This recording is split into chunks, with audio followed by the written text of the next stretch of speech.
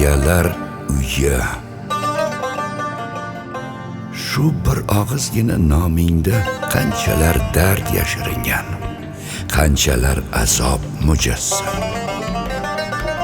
Pahlavondek o'g'illarni, yuzi guldek qizlarni, ko'zlari munchoq kabi chaqnab turgan nabiralarning quchog'iga sig'may qolgan sho'rlikkina ota-onaning bu dunyodagi eng so'nggi manzili sen bo'lding. Ming afsuslar bo'lsinki, qariyalar uyiga o'z qo'llari bilan pushti panohlarini tashlab, ularni zor qoldirib, shahdan qadamlar qo'yib chiqib ketayotgan bebaxt farzandga qarab, butun borliq 18 ming olam faqatgina bir gapni nido qiladi. Ey farzand, ota-onangni eson-omon joylashtirib chiqdingmi? Barakalla. Bilginki, bu yorug' dunyoda eng baxti qaro inson kim deya so'rashsa, biz shak shubhasiz senga tomon yuzlanamiz.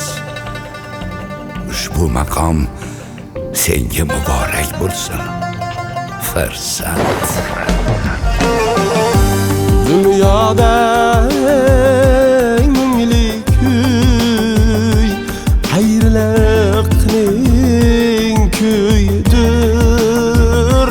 Dunyoda bir nursiz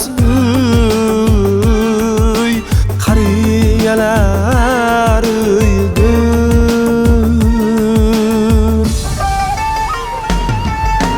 Ko'z yoshlardan yuvilgan qo'rg'onlar yashar bunda.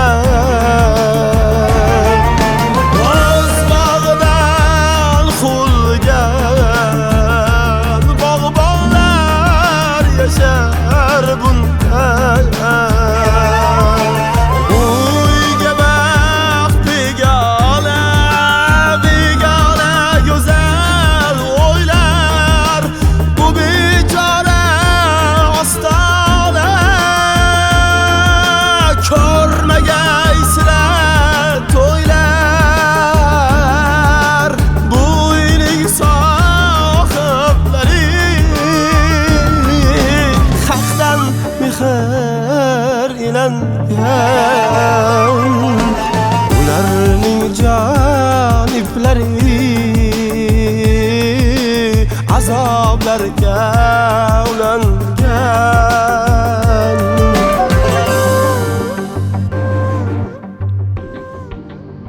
Bolam, sen o'z qo'llaring bilan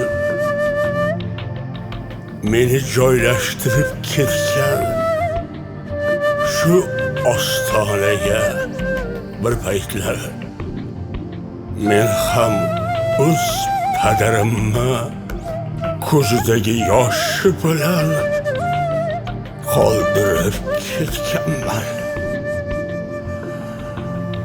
Qaytar dunyo ekan, men pushaymonman.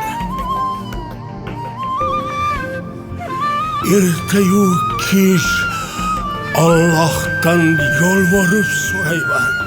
Bu qaysar, qaytar dunyo farzandlaringdan senga qaytmasin. Bolam. Armon